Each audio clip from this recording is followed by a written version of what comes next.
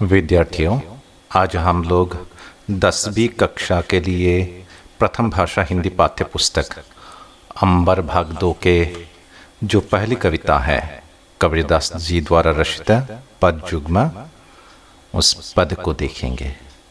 कबीरदास जी के बारे में मैंने पहले भी वीडियो में मैंने आप सभी लोगों को बताया था, आप सभी लोग देखे होंगे। तो आज हम लोग ये जो पद युग्म है केवल इस कविता को देखेंगे, इसको अच्छी तरह से समझने की कोशिश करेंगे। तो यहाँ 2 पद दिए गए हैं।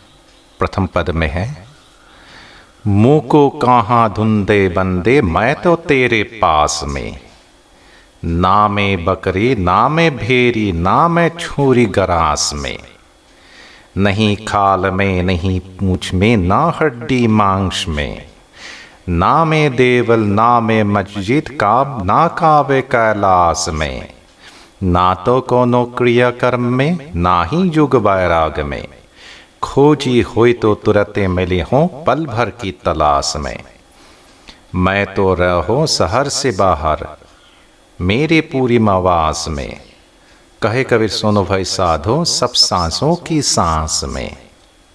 तो इस कविता के जो पंक्तियां हैं उनको एक एक जैसे की पंक्तियों से के अर्थ को हम लोग समझने की कोशिश करेंगे, तो आप सभी लोगों के लिए ये आसान रहेंगे समझने में। तो सबसे पहले देखो कि मुँह को कहाँ धुंधे बंदे मैं तो तेरे पास में, इसका अर्थ क्या है? मुँह को यानी भगवान, मुझे भगवान कह रहे हैं कि मुझे कहाँ धुंधे बंदे यानी कहाँ धुंध रहे हो मुझे। बंदे का मतलब व्यक्ति, हे बंदे मुझे कहाँ धुंध रहे हो, मैं तो तेरे पास में। हाँ भाई, मैं तो तेरे पास में ही हूँ। भगवान खुद बता रहे हैं कि मैं आप सभी लोगों के पास में ही हूँ। ना में बकरी ना में भेड़िए ना में छुरी गरास में, नहीं खाल में नहीं पूंछ में ना हड्डी मांस में। तो इसका अर्थ क्या है? मैं किसी बकरी या भेड़ की पूंछ भेड़ में या छुरी गरास में नहीं रहता। यहाँ देखिए किसी भेड़ बकरी, भगवान कह रहे कि छुरी गरास यानी जो घास फूस काटने वाली जो औजार है, तो वहाँ नहीं हूँ मैं, नहीं ना मैं कहीं खाल में हूँ ना हड्डी या मांस में। ओके, तो वहाँ मुझे ढूंढने की आवश्यकता नहीं है, भगवान बता रहे हैं। तो यहाँ कबीरदास जी ने असल में बलि विधान की ओर संकेत कर रहे हैं कि भगवान को पाने के लिए हम बलि विधान करते हैं। तो भगवान कह रहे हैं कि क्या कि इन बलि विधानों के जरिए भी मुझे पाया नहीं जा सकता। इसके बाद देखिए, ना में देवल ना में मस्जिद ना कावे कैलाश में। तो भगवान ना देवल में है यानी मंदिर में है, हो गए, ना वो किसी मस्जिद में है, हो गए, ना कावे कैलाश में यानी मुसलमानों की जो पवित्र स्थल है ना वहाँ है, हो गए, ना तो कोनो क्रिया कर्म में नहीं युग वैराग में। हाँ, हम लोग जैसे कि भगवान को पाने के लिए क्या क्या नहीं करते, बहुत कुछ क्रिया कर्म करते हैं, युग वैराग्य आदि करते हैं, या फिर तो इन सभी कर्मों के जरिए भी क्या है, भगवान को पाया नहीं जा सकता। तो इसका अर्थ यहाँ दिए गए, ना तो कोनो क्रिया कर्म में किसी क्रिया या कर्म हो गए या कर्म कांड में मैं नहीं हूँ, ना ही युग वैराग में, ना तो मैं युग यानी क्रिया और ना ही वैराग्य धारण करने में ही हूँ, यानी इन सभी के द्वारा भी मुझे पाया नहीं जा सकता। खोजी हो तो तुरंते मिली हो पल भर के तलाश में। हाँ, ये बहुत इंपॉर्टेंट लाइन है, आप सभी लोग अच्छी तरह से इसको देखिए कि यहाँ देखिए एक खोजी, तो यहाँ क्या कहा बताए हैं, यदि कोई मुझको खोजना चाहते हैं तो मैं तुरंत ही उसको मिल जाता हूँ पल भर की तलाश में, अर्थात एक क्षण में, एक पल की तलाश में ही मुझे प्राप्त हो सकता है। यानी यहाँ देखिए, यदि कोई खोजी व्यक्ति हो तो तुरंत ही मिल जाते हैं। तो खोजी से आशय, तो खोजी से आशय यानी खोजी का मतलब क्या है? जो सत्य के मार्ग पर चलकर शुद्ध हृदय से हरि के नाम का सुमिरन करें, यानी जो सच्ची मन से खोजते हैं, कबीरदास जी ने उन्हीं को खोजी बताए हैं। तो प्रश्न आ सकते हैं, खोजी कौन है? तो खोजी कौन है? जो सच्ची मन से भगवान को खोजते हैं, वही खोजी हैं। तो कहे कबीर सुनो भाई साधो, सब साँझों की सांस में। ओके, तो कबीरदास कह रहे हैं कि हे साहेब, यानी सुनो, हे साधुगण सुनो, सभी के सांसों में मैं विराजमान हूँ। तो इस कविता को आप सभी लोग समझ गए होंगे। तो आप सभी लोग इसको देखिए, अच्छी तरह से समझने की कोशिश कीजिए। हाँ, एक लाइन रह गए थे, तो वो क्या है? मैं तो रहूं शहर के बाहर मेरी पूरी मवाज में। तो इसका अर्थ क्या है? मैं तो रहूं शहर के बाहर, मैं इन शहरों से बाहर हूँ। ये शहर क्या है? ये शहर है ये सभी के सभी स्थल, जो मंदिर, मस्जिद, क्रियाकर्म, इन सभी के सभी से मैं अलग हूँ। मेरा एक मवास है। मवास का मतलब मेरा एक घर है, अलग घर है। और वो घर क्या है? सभी लोगों के हृदय, मन। यानी कबीरदास जी ने बताया है कि अगर सच्ची मन से हम अगर भगवान को, हमारे आराध्य भगवान को खोजने की कोशिश करेंगे, तो अपने अंदर ही उस परम तत्व के दर्शन हम कर सकते हैं, भगवान का दर्शन हम कर सकते हैं। तो इस पद के भावार्थ को देखिए।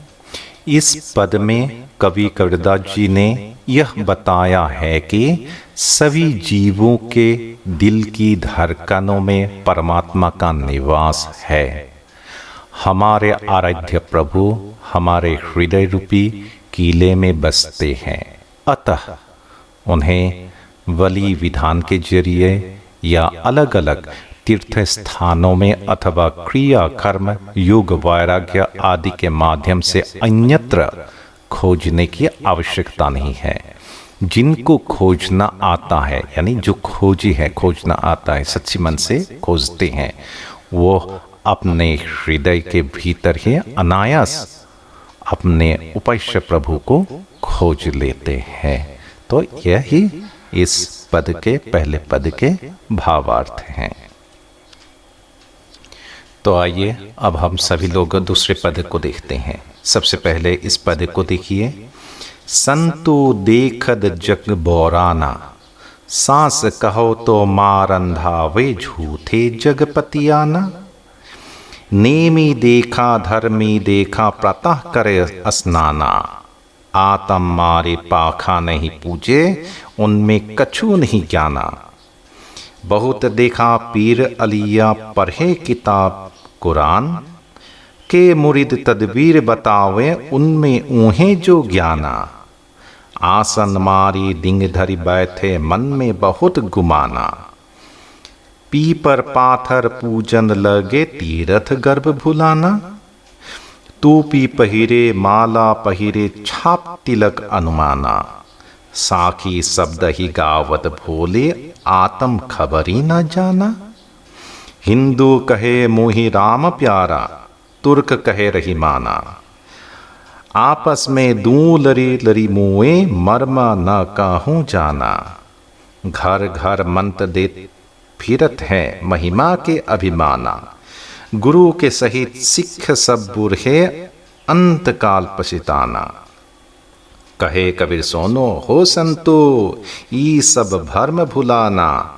कहती कहो कहाँ नहीं मानो सहजे सहज समाना। तो अब इस पद के एक एक पंक्तियों के अर्थ को हम लोग समझने की कोशिश करें।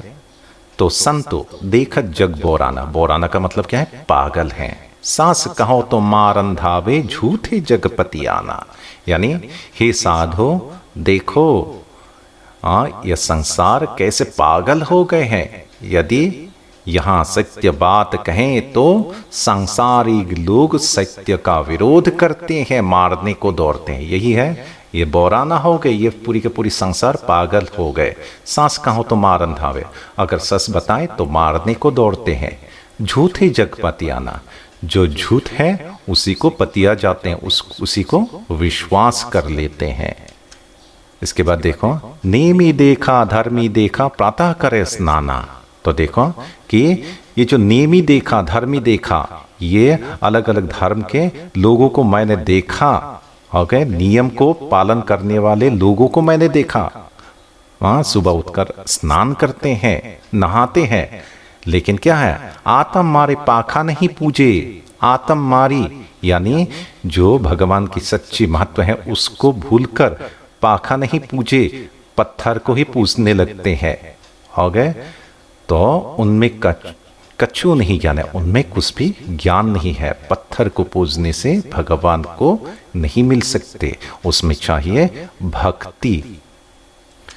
बहुतक देखा पीर अलिया, कबीरदास ने फिर बताए हैं। हाँ भाई, मैंने तो बहुत सारे पीर अलिया, मुसलमान के ऐसे पीरों को, अलिया को मैंने देखा। पढ़े किताब कुराना, तो किताब कुरान पढ़कर वो पूरी के पूरी रट लिया उसने कुरान को।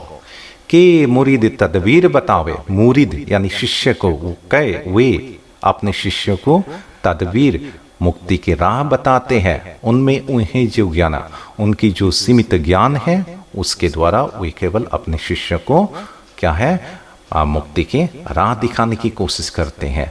असल में उस सीमित ज्ञान से वो कभी भी अपने शिष्यों को मुक्ति की राह नहीं दिला सकता। आसन मारी दिंग धरी बैठे, मन में बहुत गुमाना। फिर उसने जैसे कि कुछ साधुओं के बारे में बताया कि वो तो आसन बिछाकर वो बैठ जाते हैं, लेकिन क्या है, मन में अहंकार, गुमाना, अहंकार है। तो वो तो आसन बिछाकर बैठ गए, लेकिन मन में अहंकार है। पीपर पाथर पूजन लगे, देखो पीपल के वृक्ष या मूर्ति की पूजा करने लगे, लेकिन तीर्थ गर्भ भुलाना। लेकिन जो तीर्थ है, उनकी जो महत्व है, भगवान की जो महत्व है वो भूल गए, केवल पत्थर को पूजा करने लगे या फिर पीपल के वृक्ष को ही पूजा करने लगे, तो उससे भगवान को प्राप्ति नहीं हो सकती। टोपी पहिरे, माला पहिरे, छाप तिलक अनुमाना। फिर बताए हैं, हाँ भाई, टोपी भी पहन लिया, माला भी पहन लिया, छाप तिलक अनुमाना, अपने मस्तक पर तिलक भी लगा लिया, लेकिन क्या है, साखी शब्द ही गावत भूले। यहाँ देखो, साखी, साखी का मतलब क्या है, साक्षी, यानी भगवान की गुणगान करना वो भूल गए। आत्म खबर ही न जाना, अपनी आत्मा की जो रहस्य है, आत्मा क्या चाहते हैं, उस परमात्मा के साथ लीन होना चाहते, वो भूल गए। केवल क्या है, भगवान की गुणगान करना ही वो लोग भूल गए। केवल क्या है, टोपी पहनना, माला फेरना, ये तिलक लगाना, वही करने लगे, लेकिन भगवान की असल जो महिमा है वो भूल गए। हिंदू कहे मुही राम प्यारा, तुर्क कहे रहीमाना। तो हिंदू कहने लगे, हाँ भाई, मेरा राम प्यारा है, राम ही मेरे लिए भगवान है। तुर्क कहे रहीमाना, जो मुसलमान है वो कहने लगे, हाँ भाई, रहीम ही भगवान है। आपस में दू लरी लरी मुए, मर्म न काहू जाना। और दोनों अपनी अपनी भगवान को लेकर दोनों लड़ने लगे, लेकिन असल में क्या है, कबीर के अनुसार भगवान तो एक ही है, वो परमात्मा। तो उनको अलग अलग नाम देकर वे तुर्क और हिंदू वे सभी लड़ने लगे, एक ही भगवान को अलग अलग नाम देकर। असल में उसका असली कारण क्या है, उसका असली कारण है मर्म, सच्ची रहस्य, भगवान की जो रहस्य है वो उनमें उन लोगों ने समझने की कोशिश नहीं किया या फिर नहीं जाना। घर घर मंत्र देते फिरत हैं, महिमा के अभिमाना। गुरु के सही सिख सब बूढ़े, अंतकाल पछताना। और वही गुरु क्या होते हैं, घर घर जाकर लोगों को, अपने शिष्य को मंत्र देते हैं, यानी मोक्ष प्राप्ति की राह दिखाते हैं, लेकिन क्या है, उनमें अभिमान है। तो ऐसे गुरुओं से अगर हम शिक्षा लेते हैं तो ये जो शिष्य होते हैं वो अनंत काल के लिए पछताते हैं, उन्हें कभी भी जीवन में मोक्ष की प्राप्ति नहीं मिल सकते। कहे कबीर सुनो हो संतो, ई सर्व सब भर्म भुलाना। कहते कहीं कहा नहीं माने, सहजे सहज समाना। इंपॉर्टेंट लाइन सभी लोगों के लिए। तो क्या है, कहे कबीर सुनो हो संतो, कबीरदास ने बताया है, हे संतो, हे साधुगण सुनो, ई सर्व भ्रम भुलाना, ये सभी भ्रम है, इन सभी भ्रमों को भूल जाओ। कहते कहीं कहा नहीं माने, कितना कहा लेकिन आप सभी लोगों ने नहीं माना। सहजे सहज समाना, इसका मतलब क्या है? सहजे सहज समाने का मतलब पवित्र मन से की जाने वाली निर्मल भक्ति के बल पर ही सहजतापूर्वक आत्मा परमात्मा का मिलन होता है। यानी सच्ची मन से भगवान को खोजने की कोशिश करना चाहिए, तभी उस परम तत्व को का दर्शन हम कर सकते हैं। तो यहाँ एक इम्पोर्टेंट शब्द है, देखिए भर्म। कहे कबीर सुनो हो संतु ई सब भर्म भुलाना। तो भर्म क्या है? भर्म का मतलब ये जो पद है, इस पद में भर्म किसे कहा गया है? भर्म का अर्थ है भ्रम, अर्थात जो जैसे प्रातः उठकर स्नान करना, पत्थर से बनी मूर्तियों की पूजा करना, पवित्र कुरान का पाठ करना, पीपल के वृक्ष और मूर्ति पूजा करना, टोपी धारण करना, तिलक लगाना, ये सब कुछ दिखावे क्रियाकलाप है। अगर मन से पवित्र नहीं है तो इन सभी दिखावे क्रियाकलाप से भगवान का दर्शन नहीं हो सकते। तो कबीरदास ने बताया है कि ये सभी भ्रम है, इन भ्रमों में तुम मत पड़ो। ओके, भूल जाओ इन सभी भ्रमों को, ये झूठ है। और इसके बाद देखिए, आपस में दू लरी लरी मुए मर्म कहूँ न जाना। मर्म, मर्म का अर्थ क्या है? मर्म का अर्थ है भगवान की सही रहस्य तथा सही परिचय का अभाव। यानी ये जो हिंदू और मुसलमान जो लड़ पड़े हैं, उसका कारण क्या है? इसका कारण यह है कि भगवान की जो रहस्य है वो समझने की कोशिश नहीं की। भगवान अलग नहीं है, हाँ हम लोग नाम अलग अलग दिए हैं। भगवान तो परम ब्रह्म है, निराकार है, उस परम ब्रह्म के हम सभी के संतान हैं। तो इस मर्म को, इस रहस्य को जैसे कि हिंदू और मुसलमानों ने, यानी जो तुर्क हैं, उन लोगों ने समझने की नहीं कोशिश नहीं की। इसीलिए वे सभी लोग जैसे कि एक ही भगवान को अलग अलग नाम देकर वे लोग लड़ पड़े हैं। तो आप सभी लोग इन दोनों पदों को समझ गए होंगे। तो अच्छी तरह से देखिए, इन सभी पंक्तियों के जो अर्थ हैं उसको मैंने यहाँ लिख कर दिया है। तो आप सभी लोग उसको पढ़ें अच्छी तरह से और परीक्षा के लिए अच्छी तरह से तैयारी करें। धन्यवाद।